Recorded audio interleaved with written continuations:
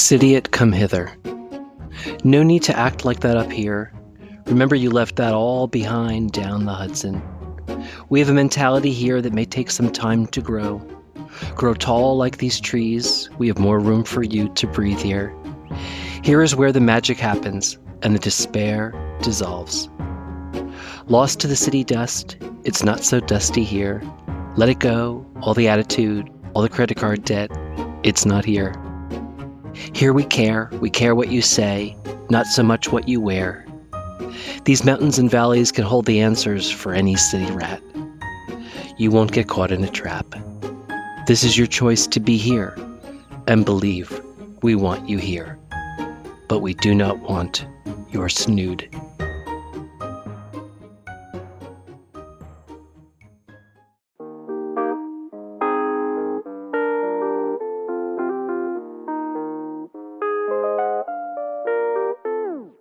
Down in the valley, moved up from the city. It's a new way of living and I'm trying to get used to it. One park coolers have an ounce of an idiot. Ordered a Manhattan and they call me a Cidiot. At first I hurt my feelings, but it's kinda got a ring to it. When you move to the country, they can tell when you're new to it. I'm looking at a place, but I'm trying to keep fitting in. It takes too long to be a local, so for now I'm a Cidiot.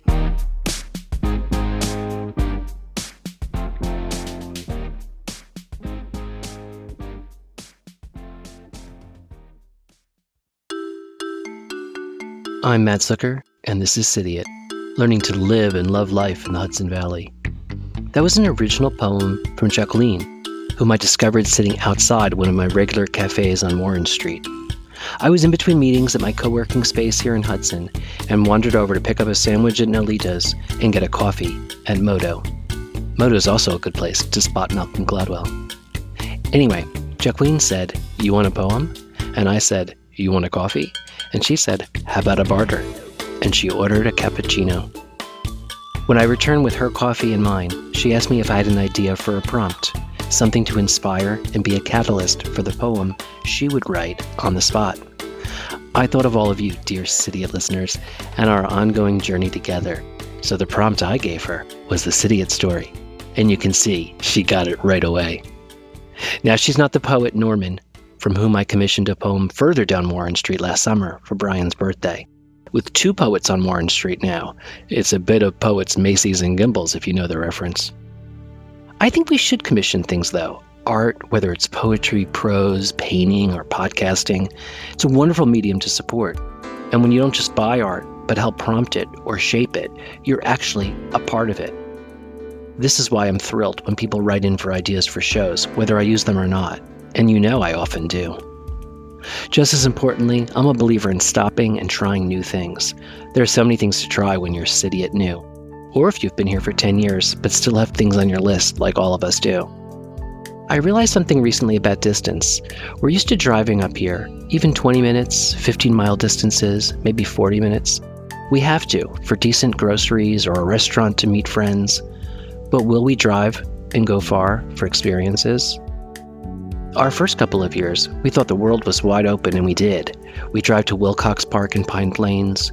We drive to the Phoenicia Diner, out beyond Woodstock. We'd go to the Hudson Valley Balloon Festival, wherever that was. Living in Red Hook for 10 years was pretty convenient, I'll tell you that. Red Hook didn't feel like a bubble. The downtown wasn't that useful or that cute, and it was also pretty central between Rhinebeck, Kingston, and Hudson, Blytheville, and even the east of the county, like Ancram, Millerton, and way beyond in Massachusetts, Great Barrington and Lenox. So it felt easy to leave, and the community felt more fluid.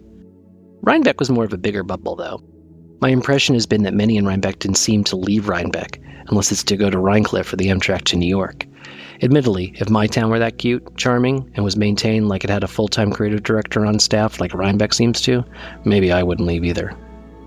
Many people will deny these reservations, of course, and probably be quite annoyed at me as well. The thing is, it's not just leaving your neighborhood, it's the routines. When we don't explore, we go to the same 4 restaurants and have the same circular experiences and conversations. Trial is a plus. Curiosity is good. Experimentation enriches us. The country, even the county, is worth exploring. I'm at fault here too, of course. We moved to Hudson, a totally progressive place, but quickly realized the trappings of a tiny city discouraged me from leaving. Unless I had to, I'd go days without driving my car, and kinda reveled in it. Then I'd realized I hadn't seen that much green or left town. Several other locals admitted that they too resented even leaving. Now we're moving to a town outside town. Brian and I looked on the map and realized all the other places we'll now be close to. Great Barrington, Chatham, Hillsdale, Fielmont. I hope we'll change. I hope we'll commission more art spontaneously. I hope we'll pop over to a new farm stand, another restaurant, a local shop or festival. I hope we'll explore and go down roads not yet traveled. We do have four-wheel drive. Here's a bright spot. On my list has always been Walkway over the Hudson in Poughquag. I know this from my extensive training as a certified Dutchess County tourist ambassador. It's the longest elevated pedestrian walkway in the world, well, it claims. A former train track converted to a walkway over the gorgeous Hudson River in 2009. It's been on my list to do ever since we moved up here. My sister and I recently started a monthly meetup, and we picked the walkway as the first spot since it's sort of halfway between us, and I'd never been. Even on a dreary end of winter, that endless winter Sunday morning, it was a stunning place to walk and talk. It was also kind of satisfying to have driven somewhere new, to see someone I love, and share a bit of local culture on a monumental scale. Our next walk is at Innisfree Gardens outside Millbrook. This makes me realize that spring and summer are coming. What a time for exploration and curiosity in the Hudson Valley.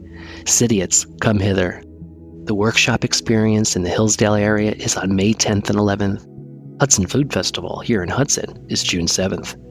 Hudson Valley Food Truck Festival is June 21st. Upstate Art Weekend, one of my favorites, is coming in July. So much, so many places, all so soon. I end every episode of Cidiot with come visit, and as a self-proclaimed cheerleader for the Valley and a certified tourist ambassador, I mean it. But I guess I should also add on top of the encouragement a question. When you come visit, where will you hither go?